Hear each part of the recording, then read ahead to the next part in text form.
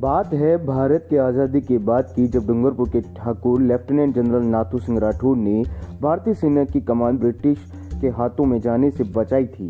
आज हम आपको लेफ्टिनेंट जनरल नाथू सिंह राठौड़ की कहानी के बारे में बताने जा रहे हैं, जिनकी वीरता शौर्य की कथाएं पूरे देश में मिसाल दी जाती हैं। लेफ्टिनेंट जनरल नाथू सिंह राठौड़ जो गुमानपुरा डूंगरपुर से ताल्लुका रखते थे, उनका जन्म 1900 में बताया गया है। हालांकि अधिकारी रिकॉर्ड में कहते हैं कि उनका जन्म 10 मई 1901 में हुआ था। वह डूंगरपुर के गुमानपुरा के ठाकुर हमीर सिंह के एक लौते पुत्र थे और राठौड़ जगमल के वंशज थे। राठौड़ जगमल ने मेवाड़ के लिए अकबर के खिलाफ लड़ाई लड़ी थी।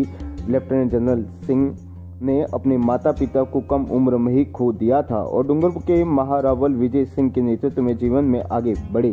ठाकुर नाथू सिंह राठौड़ ब्रिटेन की सेडहर्ट रॉयल मिलिट्री एकेडमी से पास आउट होने के वाले दूसरे भारतीय अफसर थे जो 3 स्टार रैंक वाले जनरल बने थे। उन्होंने 1975 में 1.7 राजपूत रेजिडेंट में कमीशन दिया गया था। उन्होंने विश्व युद्ध में अहम भूमिका निभाई।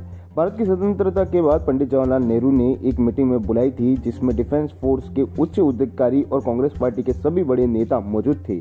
उस मीटिंग का मकसद था भारतीय आर्मी चीफ के पद पर किस अच्छे सिपाही को रखा जाए। नेहरू जी ने उस मीटिंग में कहा था कि मुझे लगता है कि किसी ब्रिटिश ऑफिसर को भारतीय आर्मी का जनरल बना देना चाहिए। हमारे पास संबंधित विषय के लिए ज्यादा अनुभव नहीं है, ऐसे में भारतीय आर्मी को लीड कैसे कर पाएंगे। उस मीटिंग में मौजूद अधिकतम लोग इस बात के लिए मान गए, लेकिन जनरल नाथू सिंह राठौड़ नहीं माने। उन्होंने भारी सभा में नेहरू जी को जवाब दे दिया, सर, हमारे देश को चलाने के लिए कोई अनुभव नहीं है, तो क्या हमें किसी ब्रिटिश को भारत का पहला प्रधानमंत्री नहीं चुन लेना चाहिए।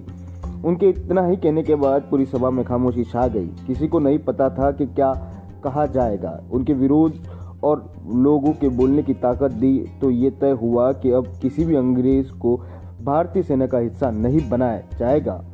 मीटिंग में आर्मी चीफ के तौर पर भारतीय सिपाही लेने की बात तो मान ली गई, लेकिन जब वह पहले डिफेंस मिनिस्टर सरदार बलदेव सिंह और जनरल नाथू सिंह राठौड़ को ये पोस्ट देनी चाहिए तो उन्होंने मना कर दिया। उन्होंने कहा कि मेरे सीनियर जनरल के एम.पी. करियप्पा इस पोस्ट के लिए सबसे योग्य हैं। इस तरह के.एम. करियप्पा को देश के पहले आर्मी चीफ बने। ये दिन था 15 जनवरी 1948 और इसीलिए उस दिन हर साल आर्मी डे मनाया जाता है।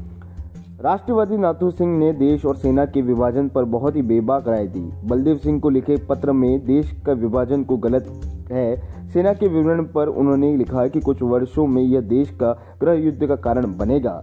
जनरल वीके सिंह लिखते हैं कि विभाजन के मुद्दे पर सेना की राय नहीं लेने के लिए वह नेहरू जी व अन्य नेताओं को कभी माफ नहीं करेंगे।